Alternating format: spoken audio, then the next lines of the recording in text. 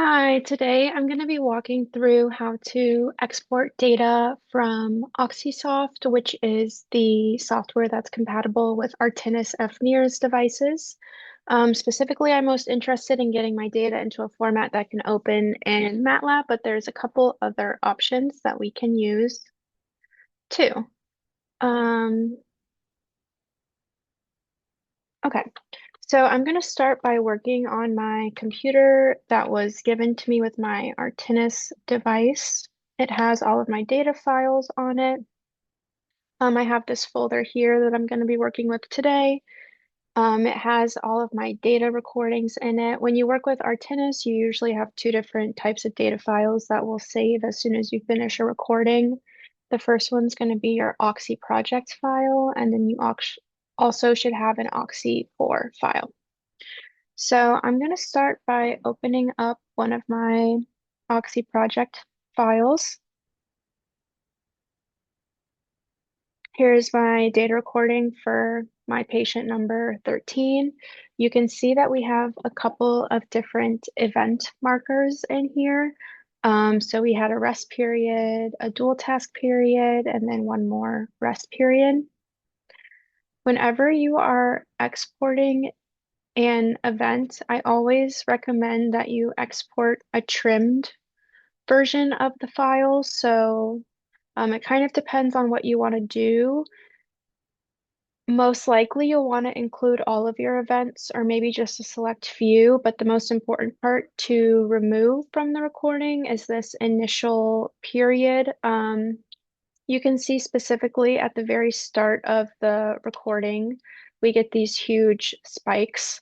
The manufacturer usually recommends that you wait at least 2 minutes before beginning your data collection after the device has turned on all of its LEDs, and that's because it takes a minute for the device to adjust and kind of calibrate. So when you're working with your data, you're not really going to want to deal with these huge artifacts. So it's important to not include those in your exported data file.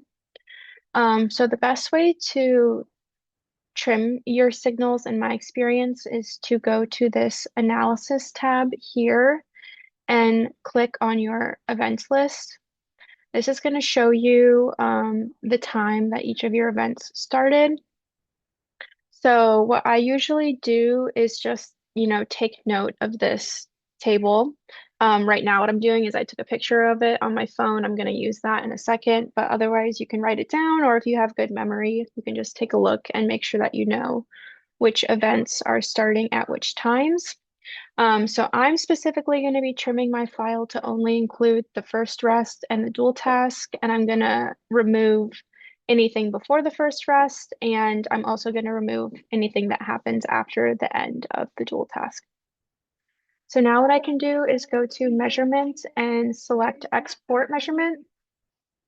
You have all of these different file types here that you can choose from. If you're interested in eventually opening your data in Matlab, what you should select here is to export a new Oxy4 file. You're going to select somewhere to save it. Within my data folder, I've also created a subfolder called trim Oxy4 data for my rest and my dual task. You can see I've already put a couple subjects trim data files in here. Right now, as I mentioned, we're looking at patient number 13. So I'm going to type that as a file name, click save, click next. Click next on this window. And then this is where you can trim your file. So I know that my first rest is going to start at 650.1 seconds. And I also know that my dual task ends at 1042.86 seconds. And like I mentioned, those are the two events that I want to work at. When you're working with your own data, you're just going to take a look at your events and decide, which portions of the signal you're going to be working with. And then I'm just going to start my export. And if we go back to our trimmed Oxy4 file, we'll now see that we have patient number 13 in there. One thing that I'll quickly mention here, which is not going to apply in every situation, but it is pretty common at least in our experience, to have some issues saving data after the recording. So if for any reason, your data for a participant only saved an Oxy4 file and it did not save an Oxy project file, no worries. You can actually use the Oxy4 file to create an Oxy project file so that you can open your plots like this. So if you're in that situation, what you can do is create an offline measurement. Um, we can use the same data file as an example. So what I'm going to do now is find my Oxy4 file.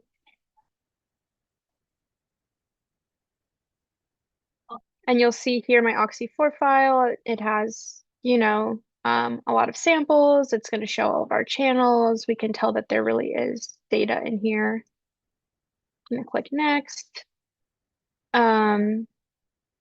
I don't know off the top of my head what the age of this participant was, but you'll enter the DPF for that participant. If you have their age, you can calculate the DPF here just by inputting their age. I'm pretty sure this person was an older adult, so this is a good guess.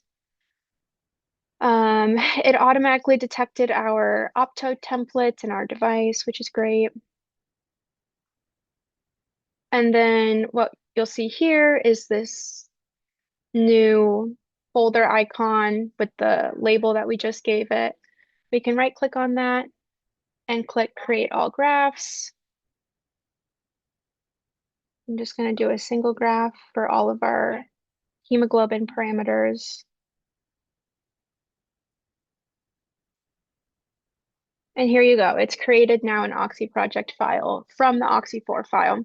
So you can also use this if for any reason you have an Oxy4 file, but not an Oxy project file for a subject. This is also a solution to that. Luckily for me, in this case, I didn't need to create an Oxy project file for patient 13, so I don't need to save this, but of course you could.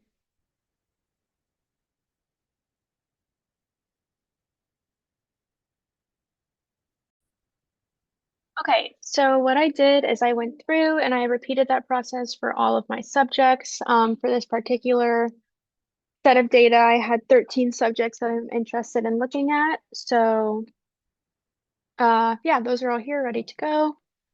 What I'm going to quickly do is make another folder to save my SPM files, which is the file format I'm going to choose to export. Now what you'll do is you should have access to this Matlab script called Artinus to Matlab. This is provided by Artinus, and if you don't already have it, what you can do is just contact them and they'll pass it along to you. And specifically, I'm going to be running this script called Oxysoft to Matlab. It looks like we have some other files that were accidentally saved in here, but these are not typically part of the package.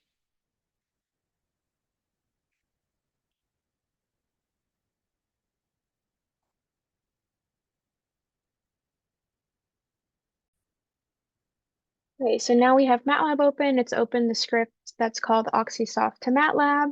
And then all I've done is used the folder that I created to save the SPM files as my working directory. So now what I'm going to do is just click run on this script. Gonna have to add it to the path, of course. It's going to ask to select your Oxy4 files. So we have all of those saved in this trimmed Oxy4 folder.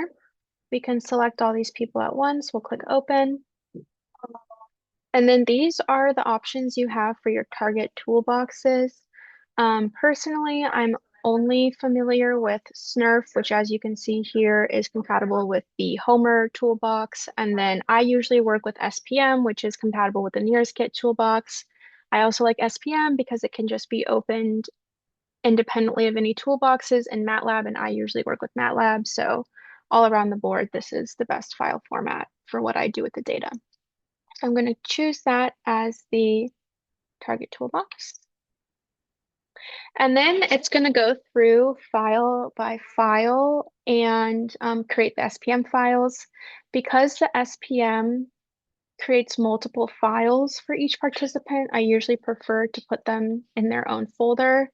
So you can either do this ahead of time or as you're running the script, but what you'll basically do is just create folders for each of your participants, and then as you're saving the data, you can put it into those folders. So you can see it's starting here with patient number 1. Within my SPM files folder, I'm going to put it into a patient 1 folder and click save. And for each data file that you have, it usually takes about 30 seconds to 1 minute to run. Okay, so that's how long it took for the first person. It's going to pop up with this window that has your optode configuration on it. If you want to save it, you can. I don't usually do that. But yeah, so you'll continue going through this and running it for each person. Okay, so I'm done running it now for each of my subjects. I have this folder here that has all my SPM files in it for my 13 people. If we click into each of these files, we should see 5 different files for each subject. 3 of these will be text files, and then 2 of these will be Matlab data files, which, as I mentioned, are compatible in a toolbox called NIRS KIT, but they're also available to just be used in Matlab. If you have any questions about these files that you have obtained, you can check out my video on fNIRS signal processing, where I talk about it a little bit more. And besides that, there are also plenty of resources and literature available for working with SPM files.